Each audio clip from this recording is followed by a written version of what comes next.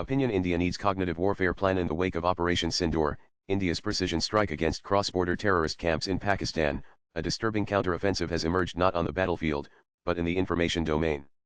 The recent statement by Communist Party of India Marxist-Leninist disguised as a call for peace reveals a deeper, coordinated attempt to delegitimize India's national security concerns.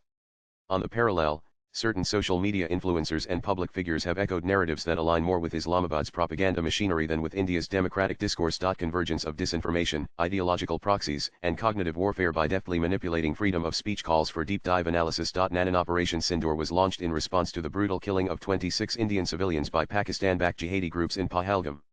Indian Armed Forces counter-terror operation based on actionable intelligence neutralized multiple terror hideouts along the line of control LOC and deep into Pakistan. Even before the word was out on the operation, a parallel battlefront opened in the digital sphere. Assorted left extremists who have lost the plot and support of people regrouped under PML had the gumption to cynically talk about warmongering, mock drills, and jingoism instead of outright condemnation of terrorists, their backers and handlers. Deliberate attempt has been made by PML to shift focus away from campaign against terror, victims of terror, to a narrative of false equivalence, placing India's defensive response and Pakistan's terrorism on same plane. This is not an isolated political position. It is an ideological posture with global resonance amplified by social media handlers, YouTubers, and creators whose content is now being routinely picked up by Pakistani media to discredit India's war against terror. Nanan, for instance, Neha Singh Rathore, a content creator and folk performer, came under legal scrutiny for provocative posts that allegedly promote communal disharmony. Rathore's content, strategically laced with satire and emotion, has been widely shared across borders, especially in Pakistani outlets eager to highlight India's internal repression. While art and dissent is at core of democracies like Bharat, Rathore's content is not organically critical, instead ideologically consistent with Pakistan's strategic communication goals. The timing, targeting and terminology in such digital content reflect more than personal opinion, they indicate agenda-setting behavior. PML and figures like Rathore are not merely engaging in protest, they are building parallel narratives that erode the legitimacy of India's campaign against terror. When these narratives go viral, they serve the psychological warfare strategies of hostile powers. Nanan, Maoist and Marxist gangs have a long history of siding with foreign adversaries.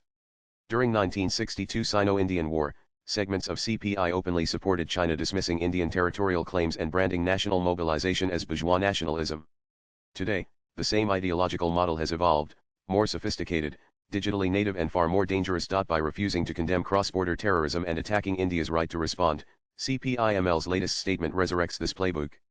It leverages democratic tolerance to inject disinformation, exploit communal sensitivities and erode confidence of Indian populace in its institutions. The party's warning against war preparations and state violence is couched in humanitarian concern but functionally serves to paralyze India's right to strategic deterrence. This is not peace activism, it is information sabotage. Nanan, India's commitment to free speech under Article 19 of Constitution remains robust. This freedom is not absolute. The new Bharatiya Nyaya Sanhita BNS Section 152, replacing the colonial era sedition law, rightly targets acts that threaten unity and integrity of nation, including narrative warfare. In the digital era, narrative disruptors have become as strategically valuable to the enemy as traditional insurgents. Unlike overt enemies, these actors often present themselves as poets, comedians, journalists, or social reformers.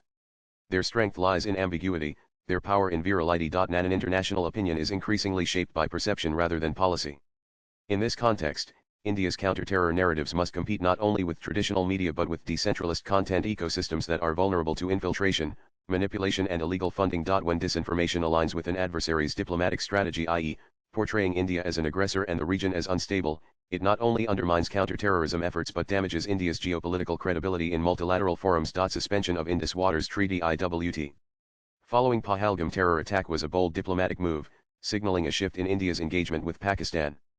But without narrative control, such moves risk being framed globally as escalatory rather than defensive. Nanan, India needs more than military readiness, it requires a strategic communication plan that integrates law, policy, and narrative discipline.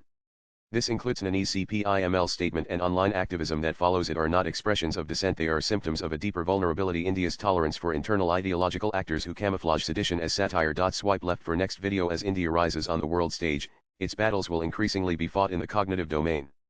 Winning them will require legal, civic, and strategic clarity. The author is a doctoral scholar at Amity University, Gwalior, content manager at Center for Integrated and Holistic Studies, New Delhi. Views expressed in the above piece are personal and solely those of the author. They do not necessarily reflect News 18's views. Latest blogs.